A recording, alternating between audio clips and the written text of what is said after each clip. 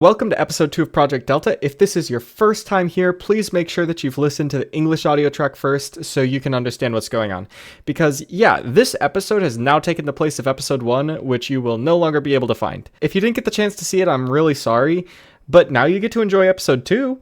And I want to start this episode off with a few updates. For starters, at the end of episode 1, I stated that episode 2 would come out on March 5th. However, I didn't specify a time. I realize that might have led to a bit of confusion for this episode's release, so I'll be sure to specify that in the future. For most episodes, it'll likely be around 5 p.m. Eastern Standard Time. However, as I discussed in the English audio track, it does take a bit of time for YouTube to process the new audio, meaning that the time may vary by about half an hour to an hour. Now that we have that out of the way, I just want to say thank you to everybody who's watched the first episode. The response has been truly incredible. Honestly, I wasn't sure how well a YouTube video without any video would actually do, so the fact that it's still done as well as it has, despite the slower pace and the lack of visuals, has been incredible. I'm excited that so many people have decided to join me on this little experiment. But I don't just want these episodes to be centered around the fact that these are episodes in a series that gets deleted.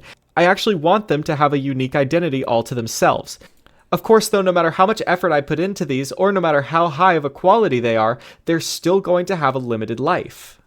In reality, though, everything has a limited life. For a while, people said that the internet was forever, but every year that's proven more and more a lie.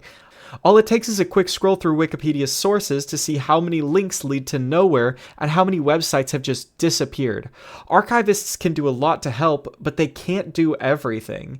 And even those archives have to have that data stored somewhere. All it takes is one accident for an archive to lose a massive amount of data.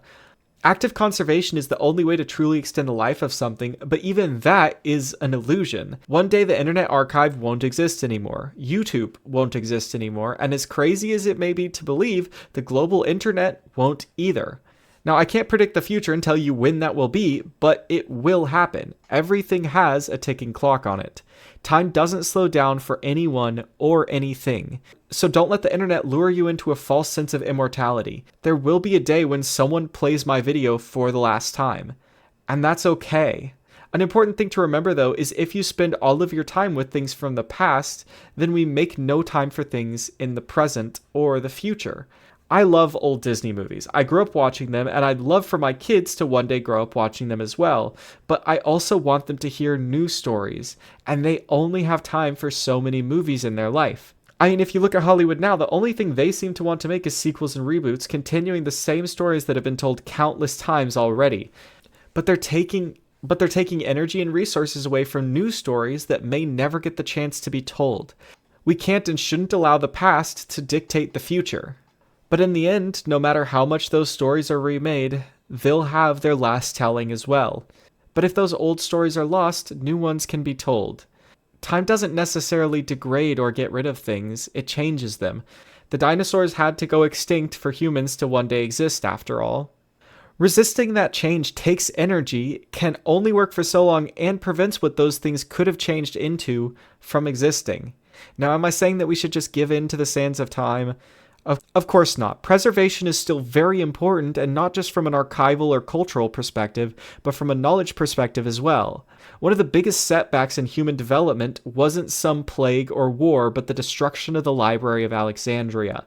Not just because of all the massive amounts of history that were lost, but the amount of scientific and philosophical knowledge that was lost and had to be rediscovered centuries later. That's what decentralized and secure archives are supposed to prevent, but they can't prevent everything, so it's just an illusion. Once you start to look into what's keeping so many seemingly indestructible things from collapsing, you begin to realize just how fragile everything is. Ironically, though, believing something's indestructible or infinite can also lead to its ultimate destruction. The passenger pigeon, for example, was a bird that had numbers so large that during their migration, they would block out the sun. Their numbers were so massive that nobody thought a bit of hunting would make a dent. But it did, and in 1914, the last passenger pigeon died, and the species went extinct. So remember while you're watching this, that for these videos, you're fortunate enough to know when they will no longer exist. And I know that many people will also likely try and find ways to archive these videos to make them last forever. But that's because you know they have a finite amount of time to be saved.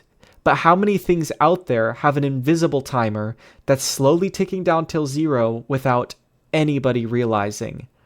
Why should this or any other thing that has a set timer on it get such a treatment? There are likely so many things that are far more important that are disappearing forever right now without anyone realizing. So please, don't archive this. Instead, find something that is valuable to you and acknowledge that whatever it is, it has a timer on it as well. You just don't have the luxury of seeing it. Anyways, I hope you enjoyed this episode. Be sure to subscribe for future episodes. Episode 3 will be releasing March 8th at 5 p.m. Eastern Standard Time. Thanks for watching, and I'll see you then. The upcoming track is from my friend Connor. You can find his stuff linked in the description if you're curious.